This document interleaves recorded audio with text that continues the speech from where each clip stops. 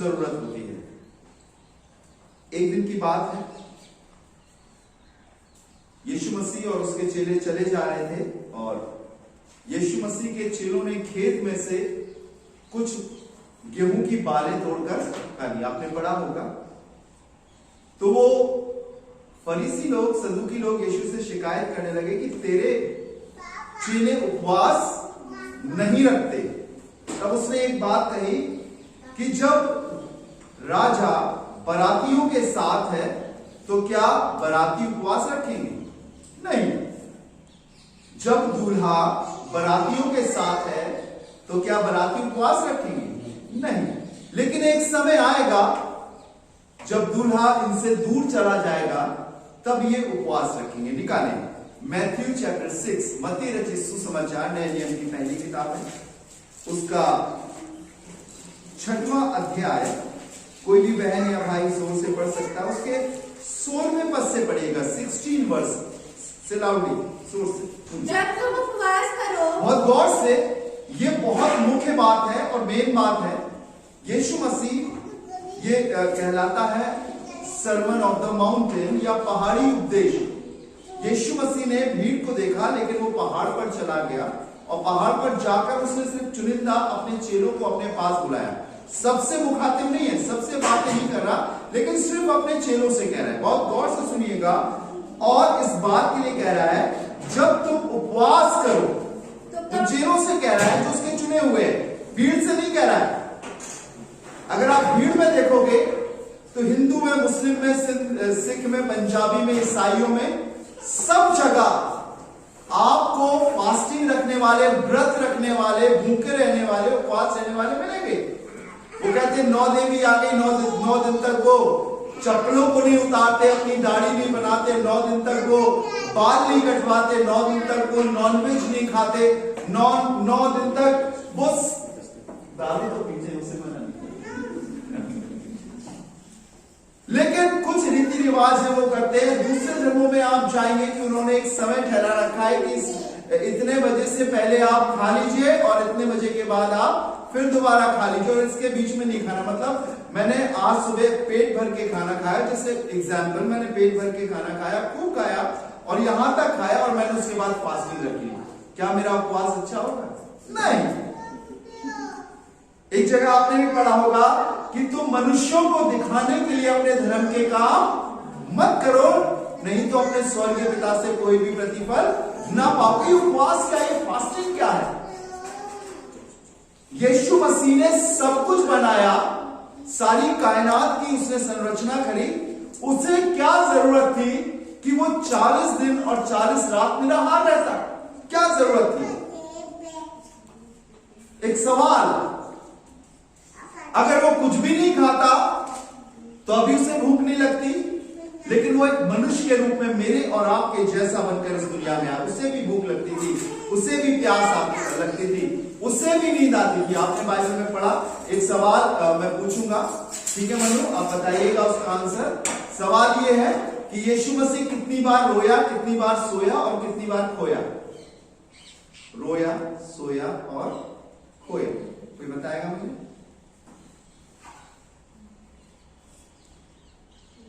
नहीं मालूम ना। वचन बहुत जरूरी है कि हम रोज पढ़ें। हम लोग नाश्ता करते, कितने लोग रोज नाश्ता करते हैं? ठीक है ना? सभी लोग करते हैं ना, लंच भी करते हैं, डिनर भी करते हैं, खाना भी खाते हैं, बीच में चाय भी पीते हैं, सब कुछ करते हैं। लेकिन कई बार हम खुदा के कलाम को नहीं पढ़ते, और अगर हम पढ़ते हैं तो सिर्फ इसलिए पढ़ते हैं क्योंकि हम डरते हैं। हमारे टीचर्स ने हमें सिखाया बाइबल नहीं पढ़ोगे, दुआ नहीं करोगे तो शैतान चढ़ जाएगा। अब डर के मारे नहीं, खुदा की इबादत डर के नहीं होती, खुदा की इबादत या आराधना खुशी से होती है। फिर से पूछूंगा, यीशु मसीह कितनी बार रोया, कितनी बार सोया और कितनी बार खोया? बताइए। चलिए पहली बार बताइए, कितनी बार रोया?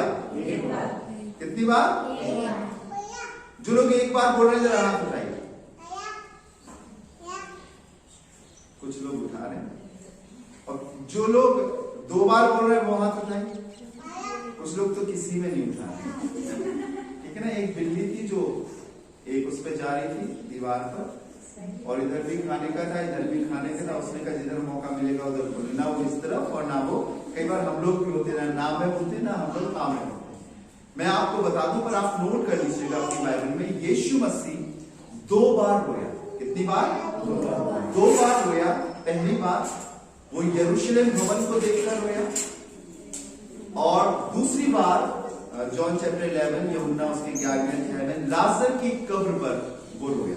ठीक है, यीशु मसीह एक बार खोया जब वो 12 साल का था और अपने माँ बाप के साथ यरूशलेम भवन में गया था, तो वहां पर खो गया था। उसके माँ बाप घर में आ गए थे, और बाइबल में लिखा हुआ है, खुदा के कलाम में लिखा हुआ है कि फिर यूसुफ और मरियम उसको ढूंढने के लिए गए, और वो वहां पर बड़े बड़े व्यवस्थापकों को प्रचार करके बता रहा, और वो उसकी सुनकर अचंभित कर रहे थे। अब तीसरी बात है, यीशु मसीह कितनी बार सोया? कितनी बार सोया जी? वेरी गुड, एक बार सोया जब वो चेलों के संग झील में था और बड़ा तूफान और आंधी आई और बारिश होने लगी, तब वो नाव में सोया था। तब पतरस ने उससे कहा, क्या प्रभु तुझे कुछ भी प्रयोजन नहीं कि हम यहाँ डूबे जाते हैं? उठ और हमें बचा। ठीक है ना? बहुत जरूरी है कि हम वचन को पढ़ें, इसीलिए हमें जानना जरूरी है कि दुनिया में और दुनिया के बाहर क्या हो रहा है। अगर मैं और आप सिर्फ इस रीति रिवाज से अपने जीवन को जी रहे हैं कि वो ऐसा कर रहा है, वो ऐसा कर रहा है, मैं ऐसा कर रहा हूं, मुझे जीवन मिल जाएगा, नहीं। हमारा जीवन संसार के लोगों से अलग है। हम भीड़ नहीं है, हम भीड़ का हिस्सा नहीं है, हम भीड़ में से चुने हुए लोग हैं।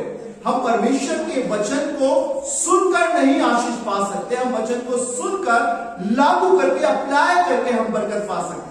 अगर सिर्फ हम वचन को पढ़ने वाले हैं, तो बाइबल में लिखा हुआ है कि वो शख्स दर्पण में अपना शक्ल देखकर भूल जाता है कि वो कैसा है, पर वो शख्स अपने सारे कामों में बरकत पाता है जो सुनकर भूलता नहीं, वरन वैसे ही काम करता है। यीशु ने अपने चेलों को पास बुलाकर कहा, जब तुम उपवास करो, और ये वो चेले थे जिन्हें यीशु मसीह ने बुलाया था, ठीक है ना? उपवास किया करो। आगे पढ़िएगा। तो कपटियों के समान तुम्हारे मुंह पर उदासी ना छाई रहे। इसका मतलब कि कपटी लोग भी उपवास रखते हैं, और उनकी पहचान क्या होती है? उनके मुंह पे क्या रहता है? उदासी। हाँ, और अगर मैं और आप सच्चे परमेश्वर को जानने वाले हैं, तो मेरे और आपके चेहरे पर या मेरे और आपका जीवन कपट वाला नहीं होना चाहिए। कपट समझते हैं क्या होता है? कपट वो होता है कि मुंह पे कुछ बात बोलते हैं और उसके बाद दिल में कुछ और रहता है। इसको थोड़ी देर के लिए ठीक है, थोड़ी देर के लिए जब हम सामने परमेश्वर के नाम की बड़ाई करते हैं, लेकिन पीठ पीछे जाकर हम उसकी क्या करते हैं? बुराई करते हैं। ये कपटी लोग होते हैं। मुंह से तो मुस्कुराते हैं, लेकिन दिल में जलन रखते हैं। ये कपटी होते हैं। बाइबल में लिखा हुआ है, तो तुम कपटियों की नाई तुम्हारे मुंह पर उदासी ना छाई रहे। आगे, क्योंकि वे अपना मुंह बनाए रखते कि वो अपना मुंह बनाए रखते हैं। अजीब अजीब मुंह बनाते हैं। हम उपवास में है, आज फास्टिंग में हम कोई काम नहीं करेंगे, हम सिर्फ सोएंगे, और हम सिर्फ चाय पी लेंगे, हम सिर्फ दूध पी लेंगे। क्योंकि हमने देखा है कई लोग फल खा लेते, दूध खा लेते, दूध पी लेते, और बहुत सारी लिक्विड वाली चीजें ले लेते, ग्राइंड कर लेते, और उसके बाद कहते हैं हम फास्टिंग से। ये कैसा उपवास? मुंह बनाए रहते। आगे पढ़िएगा। ताकि लोग उन्हें उपवासी जाने। मैं तुमसे सच कहता हूँ कि वे अपना प्रतिफल पा चुके, उन्हें रिवॉर्ड मिल गया है। ये बनावटी वाले, दिखावटी वाले नहीं।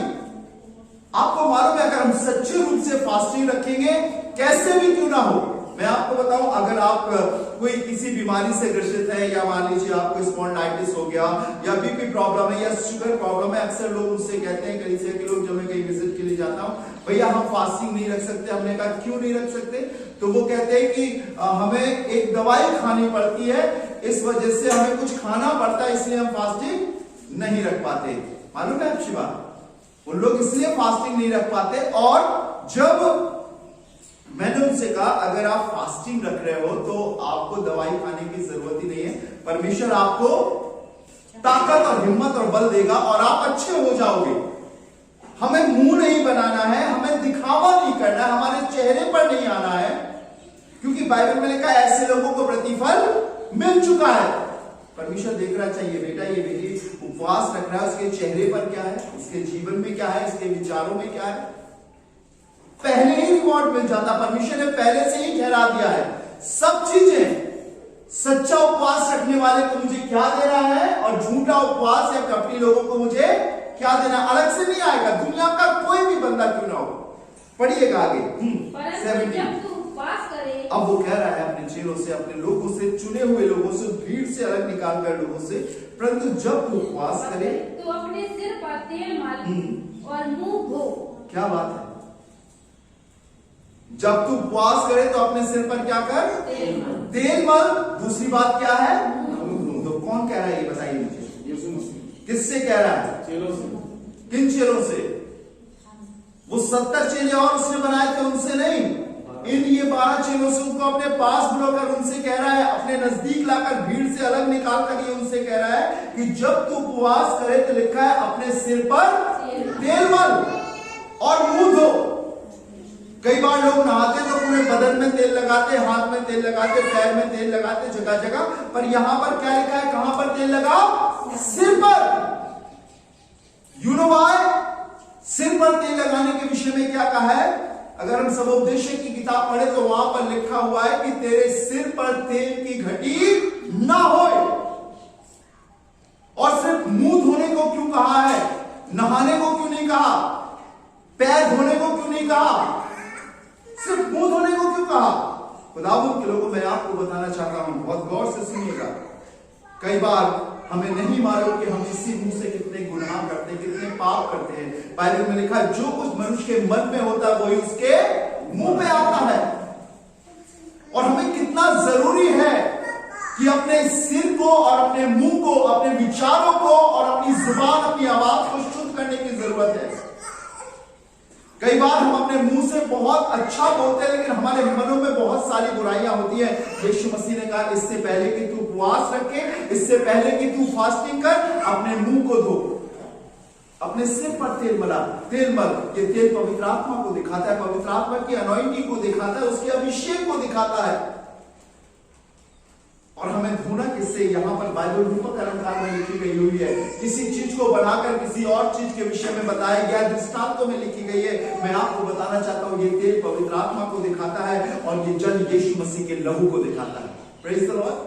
हमें हर रोज अपने मुंह को यीशु मसीह के लहू से धोना है कि प्रभु आज मेरे मुंह से, आज का दिन मेरे मुंह से कोई श्रापित बात ना निकले, गंदी बात ना निकले, बुरी बात ना निकले, और मेरे दिमाग में कोई ऐसा ख्याल ना आए खुदावंद कि जिससे मेरी फास्टिंग, मेरा उपवास बेकार हो जाए, परंतु मेरे जीवन में आ सके। हालेलुया।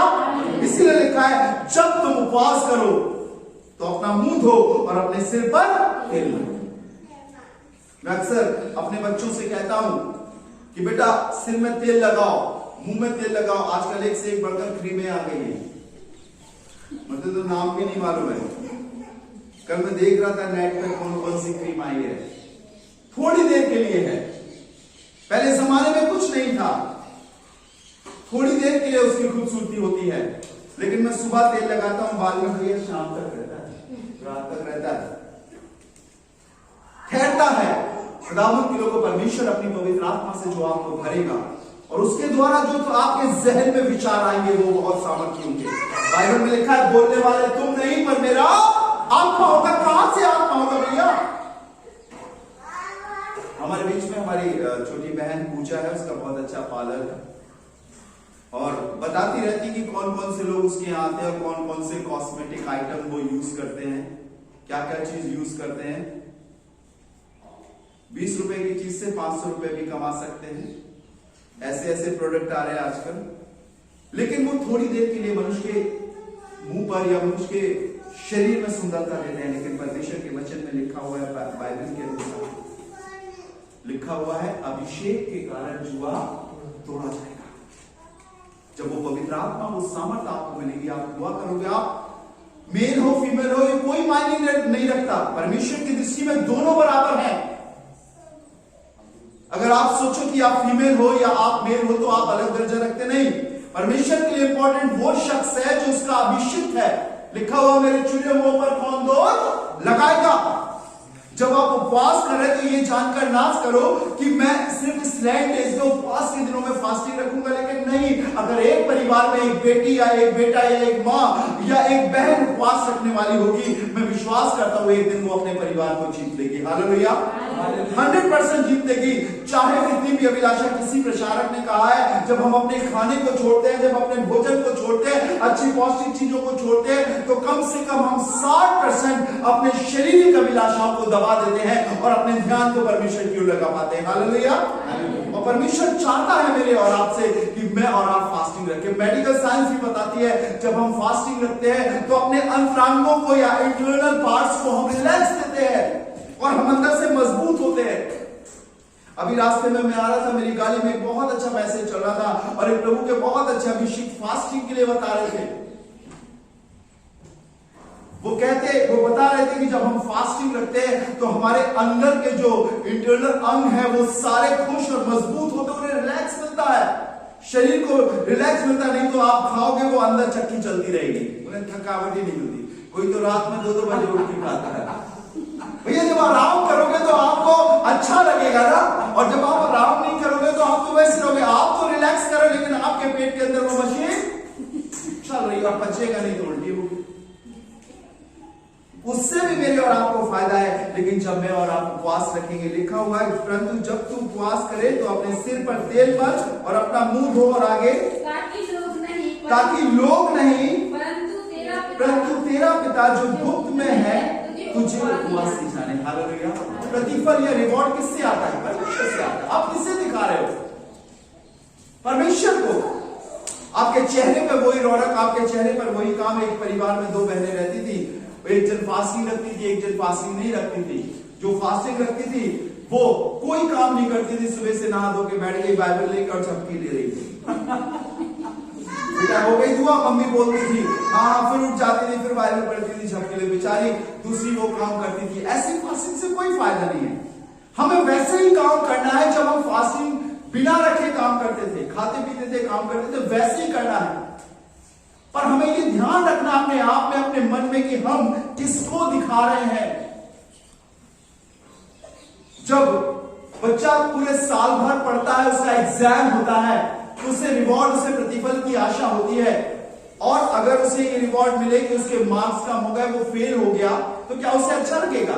नहीं।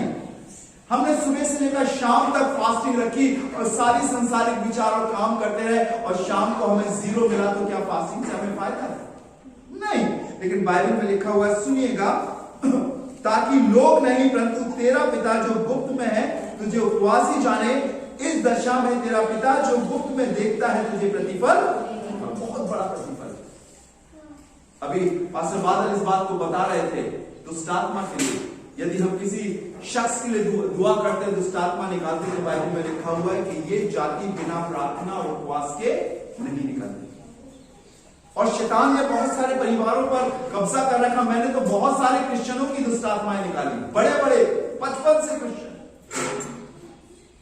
उनके बड़ों से गलती हो गई, उन्होंने शैतान को इन्विटेशन दिया, कभी मज़ारों पे गए, कभी इधर उधर गए और शैतान उनके घर में घुस गया। और कोई पादरी उनके लिए दुआ नहीं करता, कोई पास्टर दुआ नहीं करता, भग जाते, अपने चर्च के दरवाजे बंद कर लेते।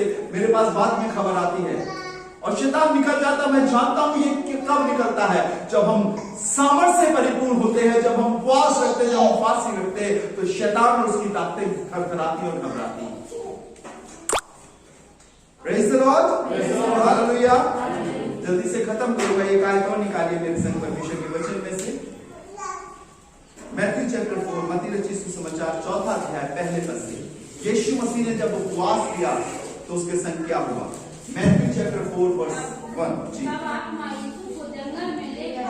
गौर से सुनिएगा, आत्मा यीशु को कहां ले गया?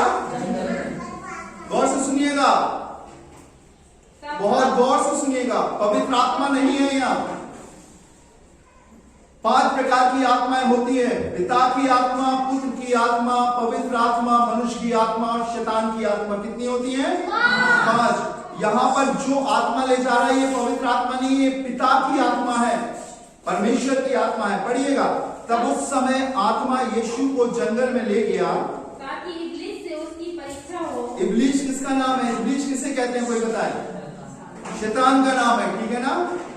इब्लीस से उसकी परीक्षा हो। परमेश्वर की आत्मा यीशु मसीह को जंगल में ले गई ताकि शैतान से उसकी परीक्षा हो। आगे बढ़े। वह 40 दिन और 40 रात निहार रहा। वो 40 दिन और 40 रात निराहार रहा, अंत में उसे भूख लगी। 40 दिन और 40 रात उसने कुछ नहीं खाया।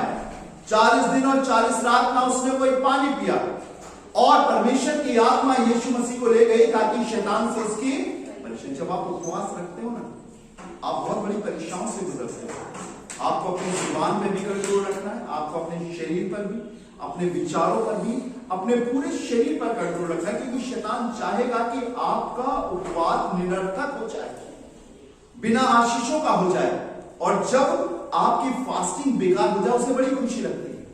और यहां भी यीशु मसीह जब 40 दिन और 40 रात भूखा रहा, तब शैतान उसके पास आया। क्या लिखा हुआ है? तब परखने वाले ने आकर उससे कहा, यदि तू परमेश्वर का पुत्र है तो ये कह दे कि ये पत्थर। क्या यीशु मसीह परमेश्वर का पुत्र नहीं था? बोलिए, बताइए। था ना? यीशु मसीह परमेश्वर का पुत्र था ना? अब शैतान उसे आइडेंटिफाई कर रहा, अपना सर्टिफिकेट दे रहा है कि यदि तू है तो पत्थरों से कह दे रोटी बन जाए। आपके पास भी परीक्षा आएगी, आपके पास भी ऐसा परखने वाला आएगा, आपके पास भी शैतान आएगा और तरह तरह की बातें करेगा। यूहन्ना 4। तब यीशु ने उससे कहा, हे शैतान दूर हो जा, क्योंकि लिखा है कि तू प्रभु अपने परमेश्वर को प्रणाम कर और केवल उसी की उपासना कर। 11वां पद। तब शैतान उसके पास से चला गया और स्वर्गदूत आकर उसकी सेवा करने लगे। Praise the Lord. शैतान चला गया और फरिश्ते उसकी सेवा करने लगे। जब आप अपने आप को जिस काम में, जिस उद्देश्य में परमेश्वर ने आपको रखा है बनाए रखोगे, वो आपको जयवंत करेगा। Praise the Lord. आपको फतेहमंद करेगा, आपके साथ होगा, आपके संग लगा रहेगा और आपका उपवास सफल होगा। मौका मिलेगा मैं आपको बताऊंगा। आज से आज के बाद से घर घर लैंडेस की मीटिंग शुरू हो गई है और ये 40 दिन तक चलेंगी। ईस्टर पे हम लोग एक अच्छी आराधना यहाँ पर करने पाएंगे, पाम संडे की आराधना करने पाएंगे और बहुत सारे ऐसे प्रोग्राम्स हैं जो इस दौरान होते हैं, हम लोग यहीं पे करने पाएंगे। हमारी बहनें भी, हमारी बच्चियां भी हमारे साथ सहयोग में रहेंगे, आगे बढ़ेंगे। पर ये बात याद रखिए, फर्स्ट डे है, अच्छा लगता है, हम लैंड्स के पहले दिन खुदा के घर में परमेश्वर के वचन को सुन रहे हैं। जज्बाती मत होइए, सिर्फ इतना करिएगा कि प्रभु मैं तेरा बेटा, मैं तेरी बेटी, मुझे सिखा और बता। मुझे कुछ नहीं आता, आप मुझे बताएं और वो आपको सिखाएगा और बताएगा। आप अगर सुबह से लेकर शाम तक नहीं रख पाते, कोई जरूरी नहीं है कि आप 40 दिन तक उपवास रखो, लेकिन जितनी देर भी रखो। जब कलीसिया के लोग मेरे पास आते हैं, मुझसे पूछते भी उपवास कैसे रखा जाता, व्रत कैसे रखा जाता, मैं उन्हें बताता हूँ कि अगर आप इतना लंबा नहीं रख पाते, आप 12 बजे तक रखो, आप 3 बजे तक रखो। अगर आपके शरीर में बल है, आप अपने शरीर को दुख देकर परमेश्वर को खुश नहीं कर सकते, लेकिन आप अपनी अभिलाषाओं को दबाकर परमेश्वर को खुश कर सकते हैं। Praise the Lord. अगर आपकी आदत खाना खाने की है, बहुत पेट भर के खाना खाने की, तो कोई बात नहीं, आप 12 बजे तक रखो। उसके बाद आप फास्टिंग तोड़ो। जब आप फास्टिंग तोड़ो तो आप प्रार्थना करो, दुआ करो। कोई ना कोई उद्देश्य आपके मन में होना चाहिए कि मैं क्यों फास्टिंग करता हूं। और शैतान आपको आपके उद्देश्य से आपको भटकाएगा, इधर मोड़ेगा, इधर मोड़ेगा। कुछ ना कुछ ऐसी सिचुएशन आएगी कि आप गुस्सा कर लो, आप लड़ जाओ, आप अलग मुंह बनाकर बैठ जाओ, आप कुछ ना कुछ करो। ऐसा करके शैतान रुकावट डालेगा। लेकिन अगर आपने दृढ़ संकल्प कर लिया, नहीं प्रभु मैं कुछ भी नहीं गलत सोचूंगा, ना कुछ भी गलत नहीं बोलूंगा, प्रभु मैं तेरे अनुग्रह में आगे बढ़ूंगा, धीरे धीरे धीरे धीरे आप जयवंत होंगे, आप फतेहमंद होंगे। आपकी बातें बदल जाएंगी, आपकी सोच बदल जाएगी। आपके माँ बाप आपसे कहेंगे कि मेरी बेटी तो है लेकिन अब ये बदल गई है, इसका जीवन बदल गया। और प्रभु आपके परिवार में और आपके जीवन में काम करेगा। May God bless you. खुदा आपको बरकत दे। आइए